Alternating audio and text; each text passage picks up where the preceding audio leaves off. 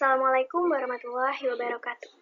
Halo semuanya, jadi di video ini saya akan menjelaskan penyelesaian dari permasalahan terkait penarikan simpulan dan juga metode pembuktian.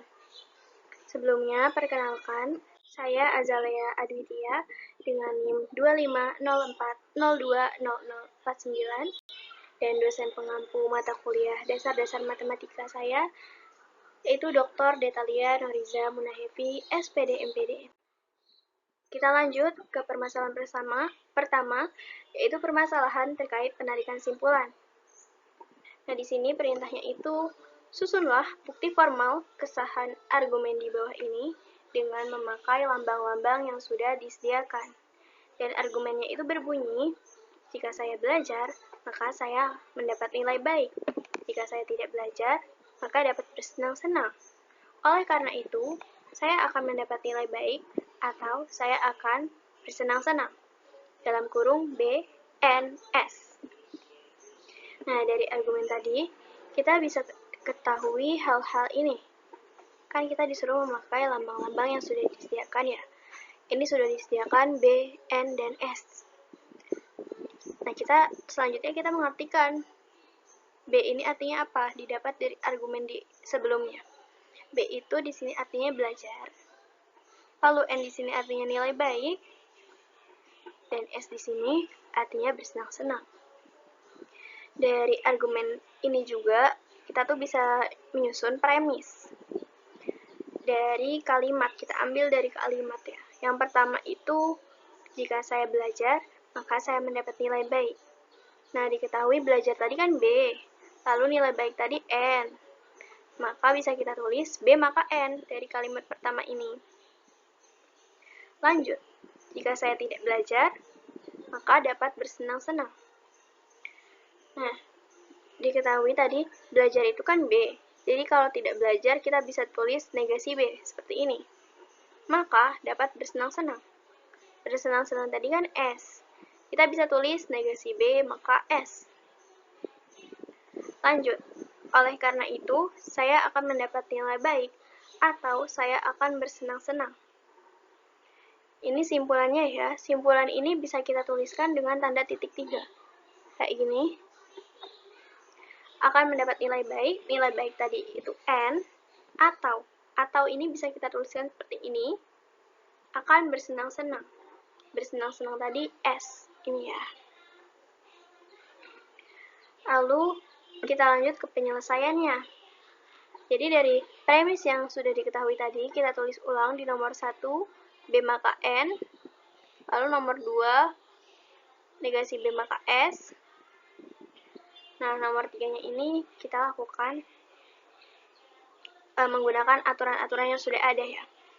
Dari nomor 1 ini kita bisa ubah ke dalam bentuk negasi B atau N menggunakan implikasi.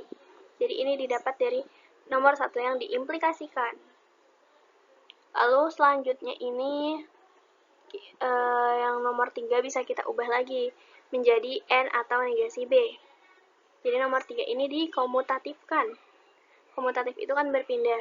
Jadi N-nya berpindah ke depan dan negasi B-nya pindah ke belakang. Ini dan tandanya tetap ya kalau komutatif itu. Oke, lanjut ya. Dari nomor 4 tadi kita bisa ubah jadi bentuk negasi B maka negasi N maka negasi B. Nomor 4 tadi kan N atau negasi B. Itu bisa kita implikasikan jadi bentuknya seperti ini. Negasi N maka negasi B. Terus selanjutnya kita bisa memperlakukan dengan aturan yang sudah ada. Negasi N maka S. Ini didapat dari 2 dan 5 yang disilogismekan. Oke, tadi kan diketahui nomor 2 itu negasi B maka S. Negasi B maka S.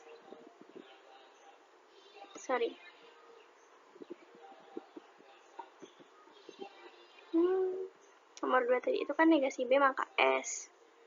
Terus yang nomor 5 tadi itu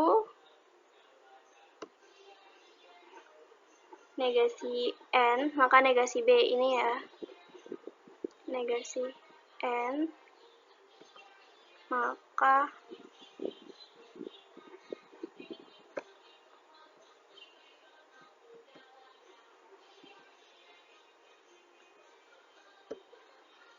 negasi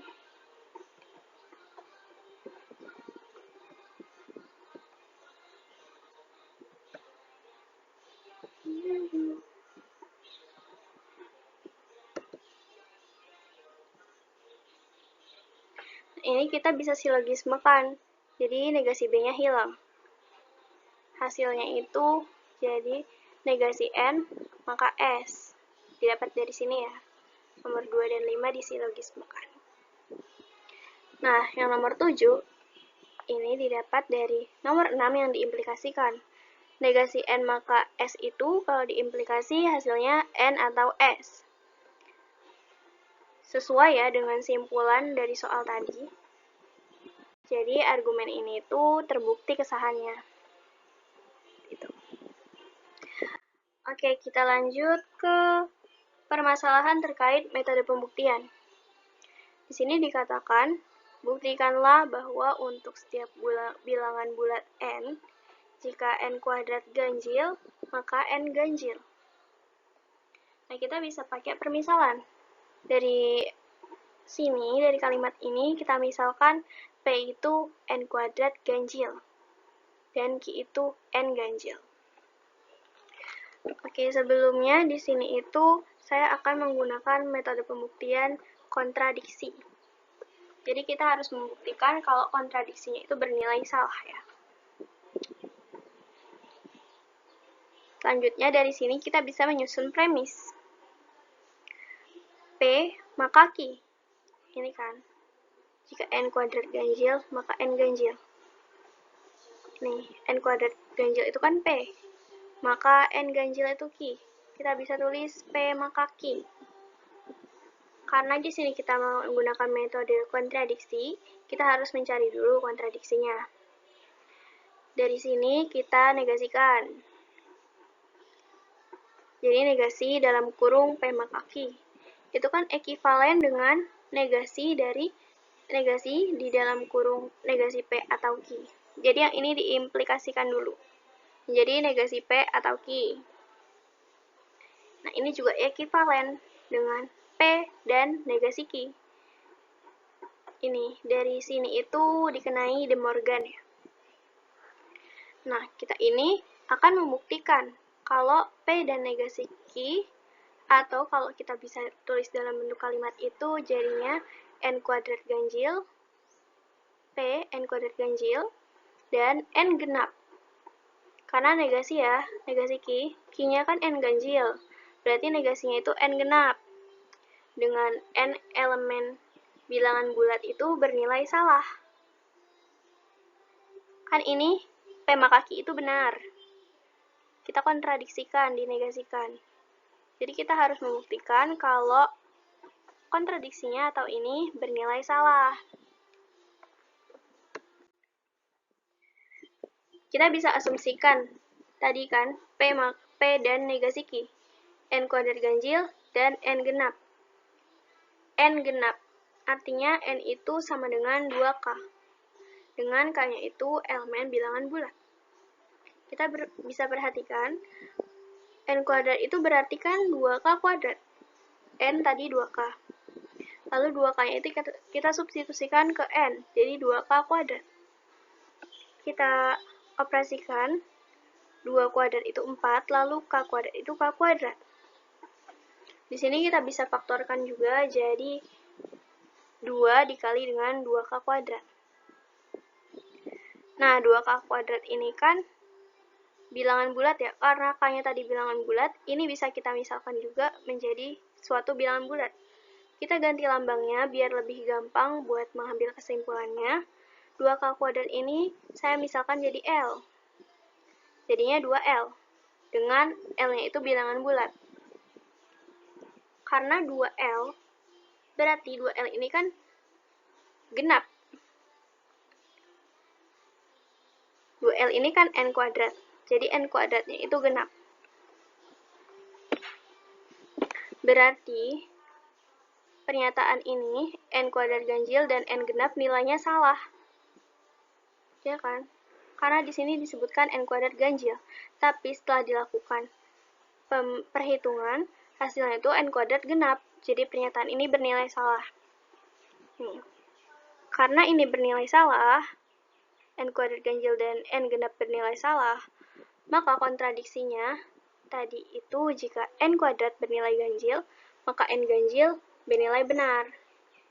Ini kan tadi P, maka P dan negasi Q bernilai salah. Jadi P maka Q-nya itu bernilai benar. Jadi terbukti ya, pernyataan awal tadi itu nilainya benar dengan metode kontradiksi. Baik, sekian video penjelasan dari saya. Kurang lebihnya mohon maaf. Wassalamualaikum warahmatullahi wabarakatuh.